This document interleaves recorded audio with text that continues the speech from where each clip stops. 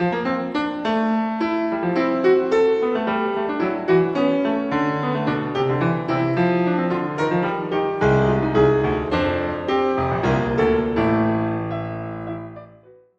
and welcome. These are the podcasts of The Catholic Thing. Catholic Thing is a daily column series that arrives 365 days a year at 6 o'clock in the morning Eastern Time all over the world. So if you haven't already subscribed to The Catholic Thing, please do so. You can do so for free by going to www.thecatholicthing.org and entering a little bit of information. I want to say again, it's free. And you'll receive that every day. And I think you'll be delighted with the information that you receive from our very distinguished writers. We have with us today in this podcast an old friend of ours who's written for the Catholic Thing a few times, Patrick Reilly, who is the president of the Cardinal Newman Society. There you are, Patrick. Good to see you. Good to see you. We're recording on February 1st, which some might call February Fool's Day, but it happens to be the Thursday in Catholic Schools Week. And so we thought it would be interesting to go to the leader of one of the leaders in Catholic education, Patrick, who's the president of the Cardinal Newman Society. So Patrick, welcome. I'd like to start out by just asking you briefly to tell people what the Cardinal Newman Society is and what it does. Lots of our viewers and listeners will know that, but for the sake of those that don't, I think it would be good for you to just lay out what this extraordinary thing that you've been doing now for many years. Sure. It is extraordinary and something that I'm just delighted to be a part of. The Cardinal Newman Society, we just celebrated our 30th anniversary. Our mission is to promote and defend faithful Catholic education. A lot of loaded words there. We focus on trying to uphold high standards of faithful Catholic education, identify and recognize those institutions that meet those standards, to help families identify them, and also to hold up models for a renewal of Catholic education. And also to sort of build a movement of parents, of educators who are committed to building up, or you might say rebuilding, a strong, faithful core of Catholic education. And that runs across all levels of Catholic education. We started in higher education. We now work in elementary, secondary, colleges, and even graduate programs. We are now recognizing with our Newman Guide. And so it's just been a great and extraordinary experience for me to be a part of this renewal. There's so much happening across the church, and we think that it is one of the brightest lights today amid so much darkness in our culture and even within the church.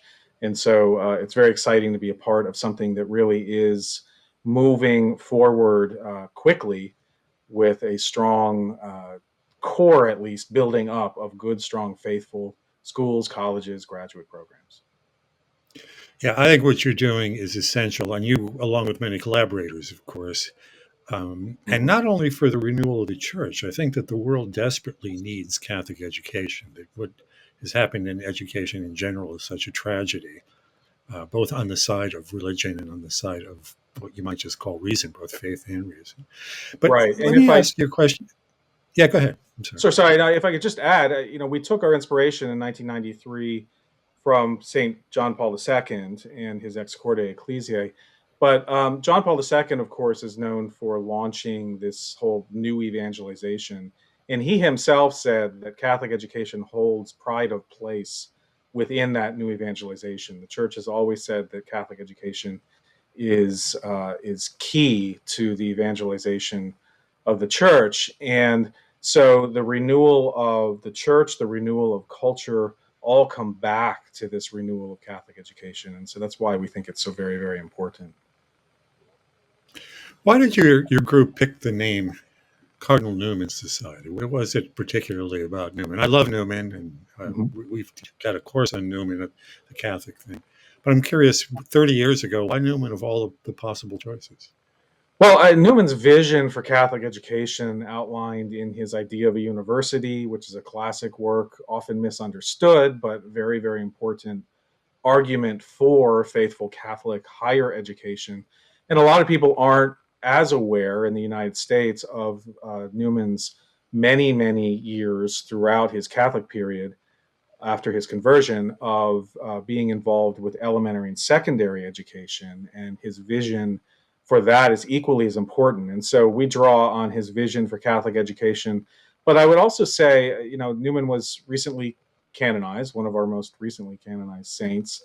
And he is, in many ways, I think, a great saint for our times, in part because of just the brilliance of his writings on so many things, including development of doctrine, which I know you're focusing heavily on in your course, and for Catholic education, and his battles with so-called liberalism within the Catholic Church and relativism. But in addition to that, simply the period in which he lived, I think, is reflective in many ways of the period in which we live. He was in mid 19th century England, coming out of more than 300 years of suppression of the church. And although we haven't had that open suppression of the church in the United States, really the Catholics have long been considered sort of the cousin from far away who came in and rained on the parade of a Protestant America. And our history and our culture is very much built upon Protestantism. And today we're seeing a backlash against the church and our moral teachings because of the collapse of the culture in America. And we're seeing a great challenge to the religious freedom of Catholics and of Catholic institutions. And so Well, much of what we're dealing with. let me just let me stop you there, because these challenges are things that I think we want to dig down into a Sure. little bit. Let's talk specifically about what those are. I mean, I think a lot of us know that there's a challenge to religious liberty. There certainly is a lot of not only post Christianity, but I think even anti Christianity in the education world. But some of that is even, it seems to me, infiltrated into the Catholic schoolings, schools and universities themselves. I mean, we built in this country, our forefathers and foremothers built this massive network of Catholic schools as an alternative to the public schools in the United States, serving millions, even today, serving millions of people. And yet, it would be difficult to say that the formation of Catholics in the United States, which is still probably better than most countries, is robust. So dig down into those challenges and more specifically a bit for us, if you would. Right. Yeah. The challenges facing Catholic education are very much the challenges facing the church as a whole. Right. The infidelity, the lack of good formation, the lack of good catechesis, the highly secular society in which we live in, and the increasing secularism of most lay Catholics, the rapid decline in marriages, rapid declines in baptisms. All of these are having a real impact on Catholic education to the point where just in the last little over 50 years, we've lost more than two-thirds of enrollment in Catholic elementary and secondary schools, particularly the parochial schools. We are seeing an uptick in homeschooling and in independent schools, but of course, that's a small percentage of what we see in the Catholic parochial schools. And so there's been a real decline, and you could say that a lot of it is caused by the bigger problems that are facing the church. On the other hand, how did those bigger problems come about within the church? I would argue that Catholic education is both to blame as much as it is a victim of many of these things, because the decline of Catholic education in terms of its quality and its Catholic identity, particularly after the education nuns left, are basically abandoned Catholic education, abandoned Catholic families in the late 60s and early 70s. We've never really recovered from that, and there's just been a steep decline, both in enrollment and in the Catholic identity, the quality of these schools, until I would say the last decade, especially, we've seen a real revival in many dioceses of attention to strong Catholic education in the parochial schools. And of course, as I said, we've seen a rapid growth in homeschooling, which has its influence on the schools as well. And we've had independent schools, and we've had just this sort of resurgence of Catholic families taking charge again and saying, we are responsible for the formation of our kids, and we're going to make it happen no matter what, even if the church's own institutions are failing us. So, what advice would you give parents who are looking at a elementary school or have teenagers who are about to go off to college? I mean, you have a whole list of colleges that you um, characterize as faithful, good academic institutions, et cetera. What should parents be looking for? Because it's got to start initially with parents. If we're talking about a broad reconstruction of real Catholic education that's also very good education in terms of non-religious subjects, it's got to be the parents that are going to pick and choose. Exactly. Yeah, and it's not just education per se. It's, I think, the entire renewal within the church depends so heavily on parents taking up their baptismal promises to form their children in the faith. And the we got, even in the heyday of Catholic education, I think there was something troubling that was happening, and that was this development of the idea that the church is responsible for raising our children. It is not responsible for raising our children. It is responsible for guiding and assisting parents in the education of their children. But we as parents need to take that responsibility. And the more that happens, the more we will find ways of doing it affordably and doing it much better than has been done in the past. And that's really been the spark of this renewal that's happening now. So I would say to parents, certainly look at our Newman Guide. We now recognize schools as well as colleges, graduate programs.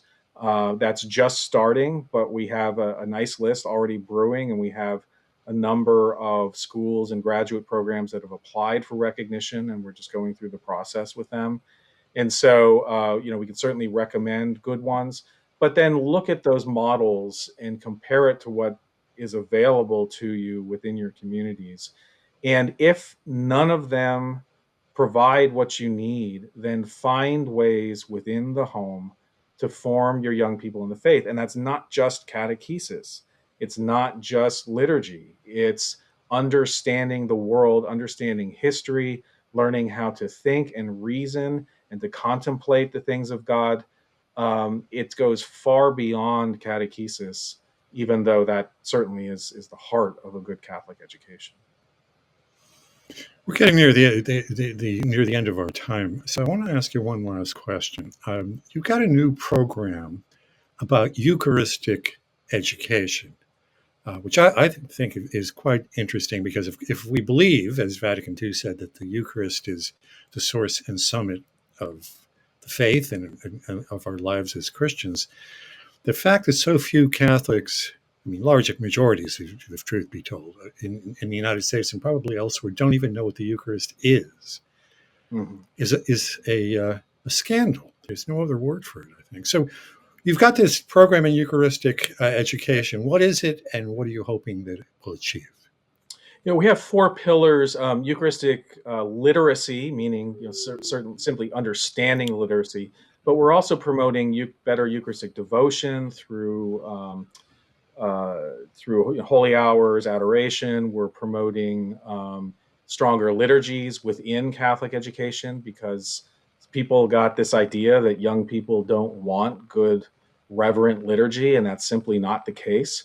And so we're promoting good reverent liturgy within Catholic education. And then the whole idea of Eucharistic living, that if we truly believe that this is the body and blood, soul and divinity of Christ, and we're taking it within us and carrying it with us, we should be living in that way. And so trying to instill that idea in young people. And so the whole project is basically we're going out to Catholic schools, Catholic educators at all levels, asking them to find ways, new ways, old ways, bringing back old traditions like Eucharistic processions and other things to try to help young people to better understand the importance of the Eucharist. And of course, Catholic education in its mission begins with the greatest teacher of all, and that is our Rabbi Jesus Christ. And so the Eucharist is, as your your writer, David Bonagora, who's serving as one of our fellows for the Eucharistic Education program, just recently wrote for the Catholic Thing. The Eucharist is the source and summit of our faith. It's also the source and summit of a truly faithful Catholic education. Good. Let me ask you how, if someone is watching this or listening and has not previously been in contact with the Cardinal Newman Society, what's the easiest way for them to get in touch with you and see what you're doing? I would say go to our website. We have ways of signing up for various mailing lists. It's cardinalnewmansociety.org. We have a number of resources available for educators as well as for families, and so please visit us and contact us with any questions that you might have. Good.